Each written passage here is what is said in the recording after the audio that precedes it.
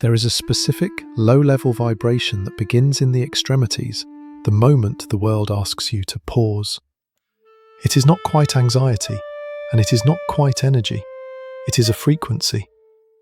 You sit down, expecting the body to settle into the chair, but instead, the internal engine remains idling at high revolutions.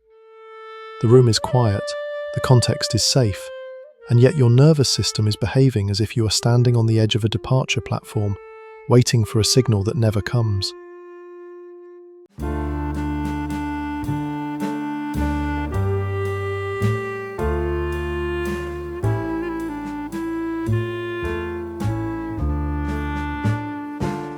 You attempt to manually override the impulse.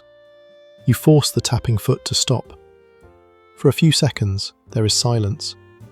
But the energy is hydraulic. It does not disappear when suppressed. It simply migrates. The foot stops, and the fingers begin to drum against the fabric of your jeans.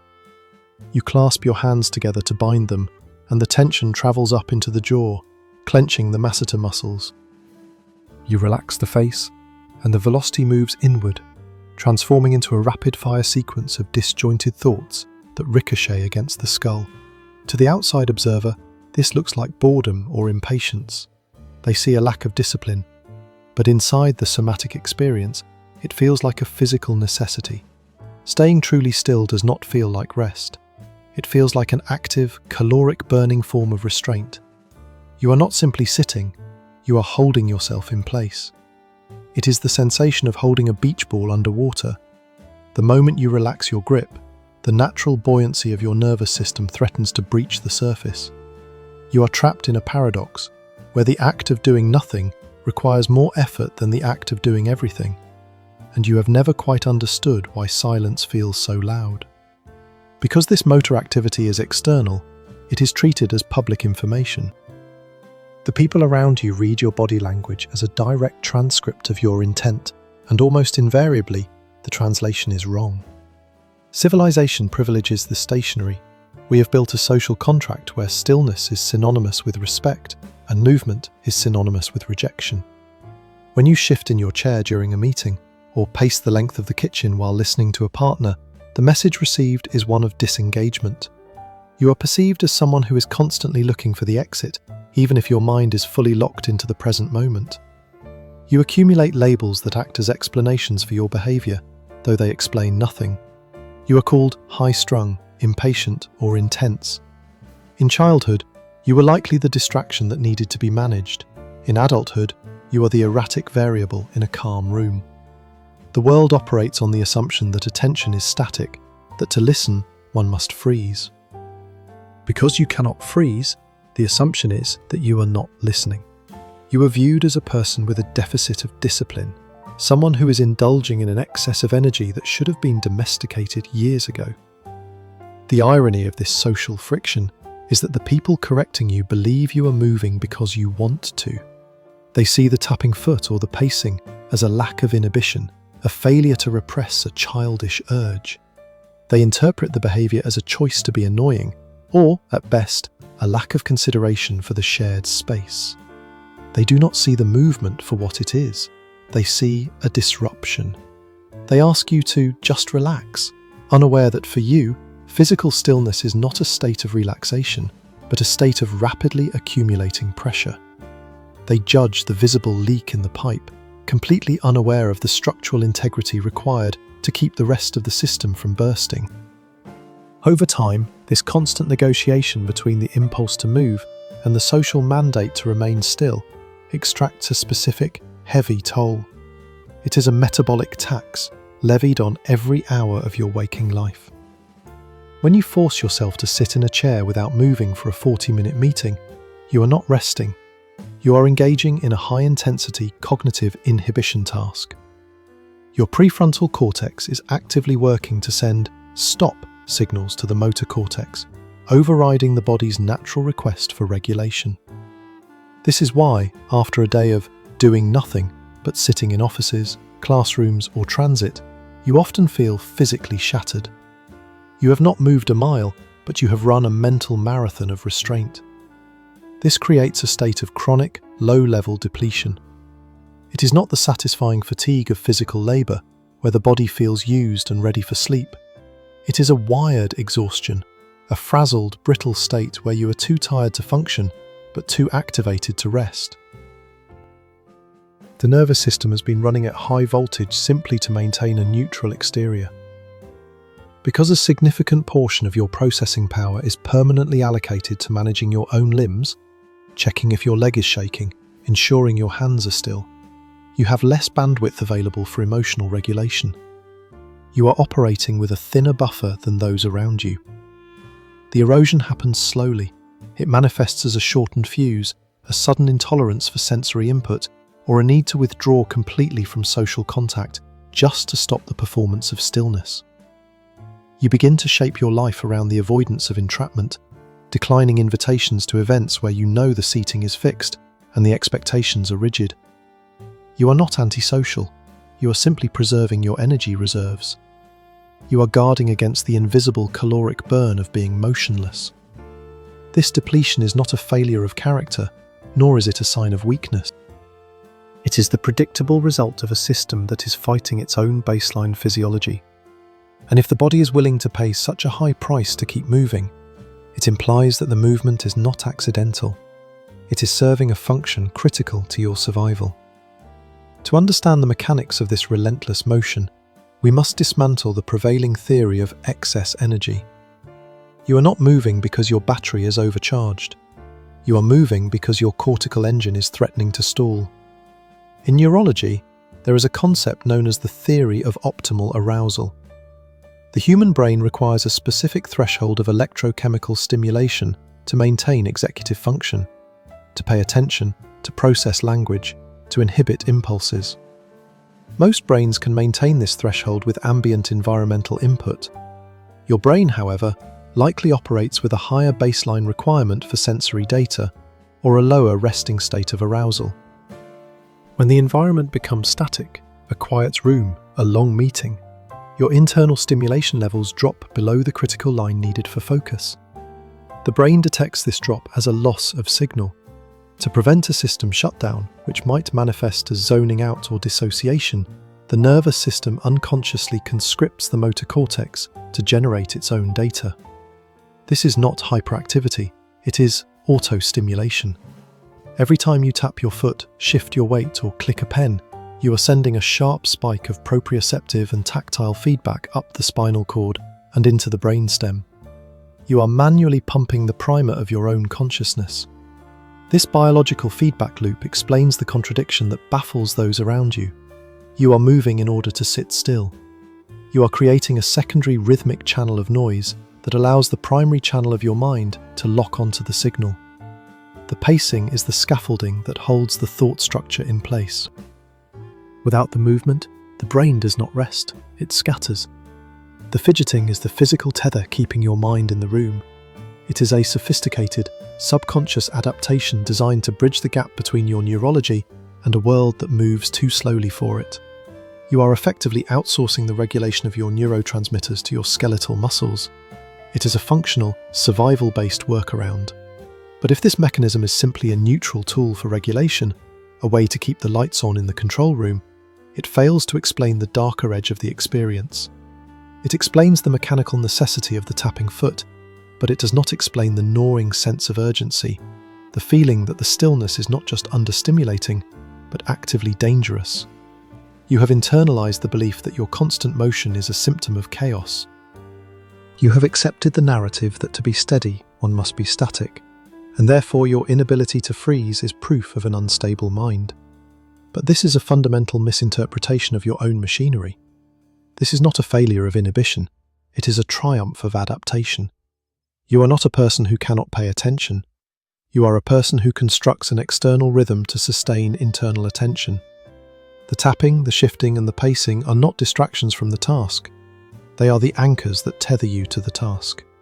You are not restless. You are actively modulating your neural arousal state in real time. Just as a gyroscope requires high-speed rotation to remain perfectly upright, your nervous system requires kinetic velocity to achieve cognitive balance. The stillness you envy in others is a luxury of a different neurotype, one that can run on low-voltage input. For you, static silence is not stability, it is a power outage. This reframing shifts the definition of who you are. You are not a broken vessel leaking energy. You are a high-performance engine that requires a higher idle speed to prevent stalling. The movement is not a sign that you are out of control. It is the precise mechanism by which you maintain control. You have spent a lifetime apologizing for the very thing that allows you to function. However, acknowledging the utility of the mechanism does not resolve the conflict. You now face a stark reality. Your survival strategy is highly effective for your brain, but it is structurally incompatible with the world you have been forced to inhabit. This need for kinetic regulation does not stay contained within the boundaries of an office chair. Once you understand the mechanism, that movement is your prerequisite for processing, you begin to see the same friction patterns stamped across every domain of your existence. The conflict between your neurology and your environment is not an isolated incident. It is the dominant texture of your life.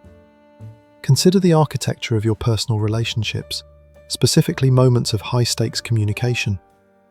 When a partner or family member initiates a serious conversation, the social script demands intimacy through proximity and stillness. You are expected to sit on the couch, make sustained eye contact, and physically hold space. But as the emotional intensity of the conversation rises, your internal arousal levels spike. To process this surge of data, the tone of voice, the complex emotions, the fear of conflict, your brain immediately screams for its regulation tool: movement. You have an overpowering urge to stand up, to pace the kitchen, to clean a counter, or to simply look away. To your partner, this looks like avoidance. It looks like you are physically backing away from their pain or their needs. They feel unheard. But the reality is the opposite. You are trying to move your body so that you can hear them. You are trying to metabolize the adrenaline of the conflict so that it doesn't shut down your auditory processing. If you force yourself to stay seated and stare into their eyes, your brain overloads. You stop hearing the words and start hearing only the roaring static of your own restraint. You have to choose between looking like a good listener and actually being one. And often, you choose the performance, sacrificing the connection to save the appearance of it. Shift this lens to the experience of transit and waiting. Airplanes, waiting rooms, and traffic jams are not merely annoyances for you. They are sites of acute physiological distress. For a neurotypical brain, a 4-hour flight is boring. For you, it is a cage match. The seatbelt sign is not a safety measure, it is a physical restraint. The inability to discharge energy creates a sensation that is almost indistinguishable from physical pain, a deep, crawling itch inside the marrow of the long bones. You are not just waiting for the destination, you are actively fighting the fight or flight response that triggers whenever your agency of movement is removed.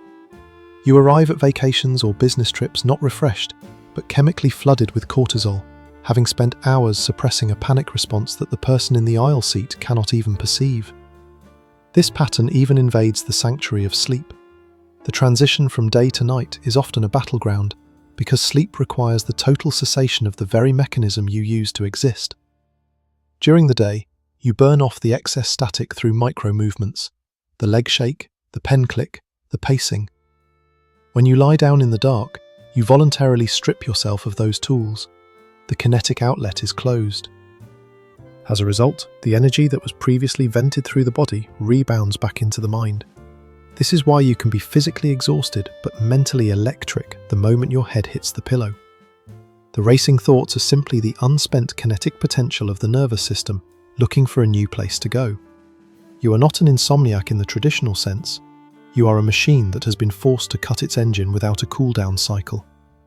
In every context, intimacy, travel, rest, the variable remains the same. You are trying to inhabit a world designed for people who can regulate through stillness, while you are designed to regulate through velocity. You have spent decades wondering why simple things feel so difficult, why relaxing feels like work, and why you feel a persistent, low-grade claustrophobia in your own life. You are realizing that the exhaustion you feel is not from the tasks themselves, but from the invisible, secondary job you are performing alongside them. the constant management of a survival instinct that the world insists you do not need. The tragedy of this adaptation is that while it ensures your functional survival, it slowly degrades the quality of your existence. You have successfully engineered a way to remain in rooms that are too slow for you, to endure meetings that are too long for you, and to tolerate a world that demands stillness. But the trade-off is that you are never fully in those moments.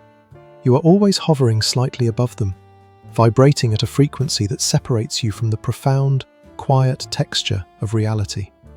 Because a portion of your cognitive bandwidth is permanently allocated to the management of your own arousal levels, tapping, shifting, suppressing, you are never operating at full capacity for connection.